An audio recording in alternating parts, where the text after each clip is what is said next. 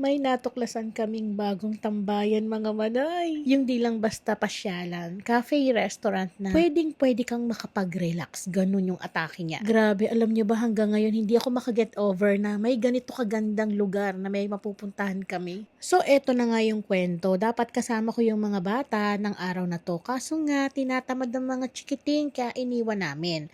At sabi nila, mag-date muna kayong dalawa. Ng tatay nga naman nila. So kaming dalawa ang gumala. At dito nga napadpad kami sa may San Mateo, Rizal. Dito nga sumakay kami ng shuttle mga manay kasi pwede kayong sumakay dito ng libre papunta dun sa ating pupuntahang destinasyon. Oo, tama yung narinig ninyo kasi pababa siya pero pagdating mo dun parang malaparaiso talaga ang makikita mo as in hindi ka makakapaniwala. At kung makikita nyo naman yung sasakyan, pababa po talaga yan pero may nakakaabot naman ng mga motor at sasakyan dyan sa loob. Kaso nga lang kapag puno na dahil nga dinadayo siya, sa labas na kayo mag-park gaya ng ginawa namin. Kaya ang ending, yun nga, pinark namin yung sasakyan namin sa labas at sumakay kami ng shuttle. At dahil libre nga ito, balikan, kayo na lang po yung bahala magbigay sa driver kung ano yung nasa puso nyo. Then, eto nga kung mapapansin nyo, ang daming motor dyan sa loob na nakapark at meron ding mga sasakyan. Mabilis nga lang itong mapuno dahil itong araw na to ay linggo. At isang munting paalala din po para sa ating mga turista na dadayo dito.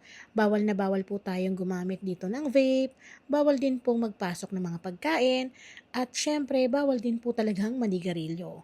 Pwedeng-pwede po kayo magdala dito ng mga pet ninyo, basta po, syempre, kailangan naka-diaper. So, nakalagay naman yan dyan bago kayo pumasok sa loob. So, eto na nga, speaking of pagkain, may bit-bit nga pala kaming kape kung mapapansin nyo. At syempre, hindi na namin kayang ibalik pa dun sa aming sasakyan. Kaya sabi ko, kung mag-a-add kami ng bayad, ay okay naman. Bali nga pala ang entrance fee dito ay 50 pesos per head. Sa totoo lang yung 50 pesos mga manay, sulit na sulit nyo na dahil pagpasok nyo pa lang sa loob, busog na kagad ang inyong mga mata, hindi pa kayo kumakain. Charis. Kaya eto nga ng mga oras na to napapasok na kami, laking panghihinayang ko na hindi namin pinilit na sumama yung mga bata. Ewan ba kasi mga manay, sa tuwing pupunta kami kasi dito sa may Tanay Rizal, lagi kaming sa gilid lang ng kalsada, yung may mga view, doon kami tatambay. May dala kaming bangko, mesa, sabay iinom ng mainit na kape, at magkukwentuhan. Kaya yung pagpunta talaga namin dito ay hindi po talaga planado. Bali nag-check lang po ako sa Facebook, tapos dumaan to sa newsfeed ko, tapos sabi ko tara puntahan natin to. Nagbaka sakali lang naman kami na tignan namin kung kaya ba nung sasakyan. At dahil nga nung mga araw na to ay hindi namin kasama yung mga bata, nagbaka sakali lang talaga kami na kung maganda yung lugar, babalikan talaga namin. Dahil nga maganda. So may part 2 pa to mga manay. At dito nga nung pagpasok namin, as in yung mga paan namin parang hindi namin alam kung saan pupunta. Grabe naman kasi, bawat sulok talagang pinaghandaan at pinag-aralan. Yung bawat concept nila talagang tatambayan mo. Kita mo to, alam mo yung may mataas na pero may mas mataas pa at talagang malulula ka pero as in talagang yung mata mo parang maluluwa na rin sa ganda. Grabe mga manay, dito pa lang sulit na yung 50 pesos mo talaga. Yung mga oras pala neto is alas 3 na ng hapon at hindi pa kami nagtatanghalian kasi nga trip namin is gumala lang talaga. Kaya naman neto bago kami kumain, inikot-ikot muna namin yung bawat sulok. Pero hindi namin maubos kasi marami talagang tambayan as in, ikaw talaga yung mapapagod sa ganda. At eto na rin mga manay, mabanggit ko na rin po sa mga dadayo wala pong signal dito. Kung meron man napakahina, kaya ihanda nyo na yung sarili nyo. Pero kung ako ang tatanungin, hindi nyo kakailanganin ng signal dito. Pero para sa akin, ito yung marerecommend ko na place para sa pamilya na talagang gusto ng quality time. Kasi talagang nanamnamin mo yung ganda ng kalikasan na walang hawak na gadget ang mga anak natin. So eto na nga at kinalabit na rin kami ng gutom kaya naman nag-order na po kami rito ng aming kakainin. Pahapon na to mga manay pero pang lunch pa lang namin tong dalawa. So kung sa presyo naman ang tatanungin ng mga pagkain lang ino-offer dito, ang masasabi ko lang po ay pasok sa budget at talaga namang babalik-balikan. Sa serving po nila napakarami. So nag-order po kami ng bangsilog at tapsilog. Yan po is 290 pesos ang bawat order, o diba? Tapos meron tayong fries na 120 pesos. Then, umorder din po kami ng short order na pancit gisado na 220 na good for 2 to 3 person.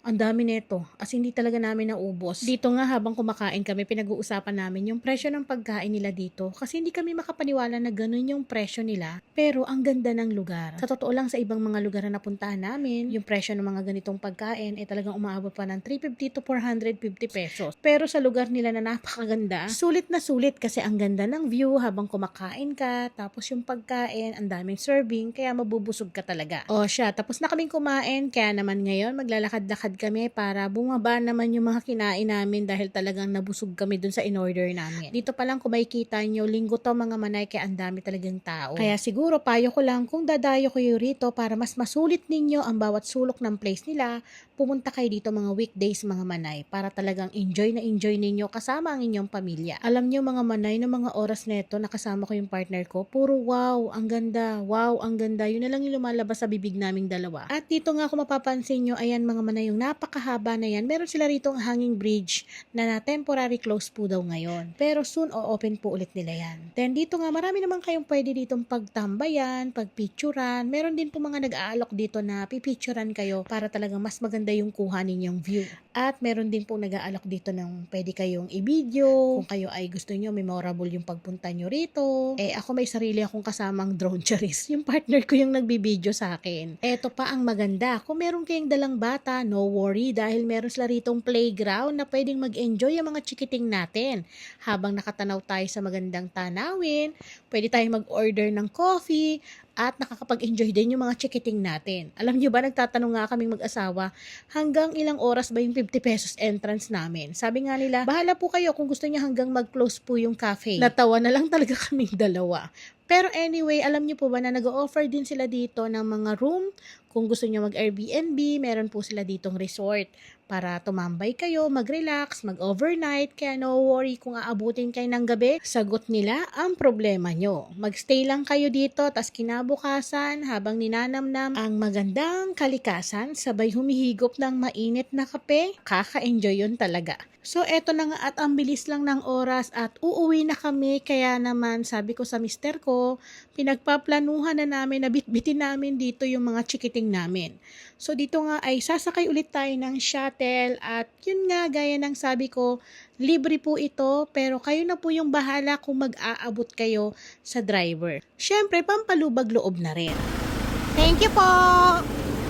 Siya nga pala kung mapapansin nyo, putikan po pala dito. And then, shoutout nga pala sa ating mga nasalubong. Sama daw din sila sa ating vlog. Dito nga nagtatawanan kaming dalawa kasi memorable yung experience namin dito dahil first time namin na dumayo dito. At para sa akin, masasabi ko na hindi kami nagkamali ng aming pinuntahan. So, ayun lang mga manay. Bye-bye!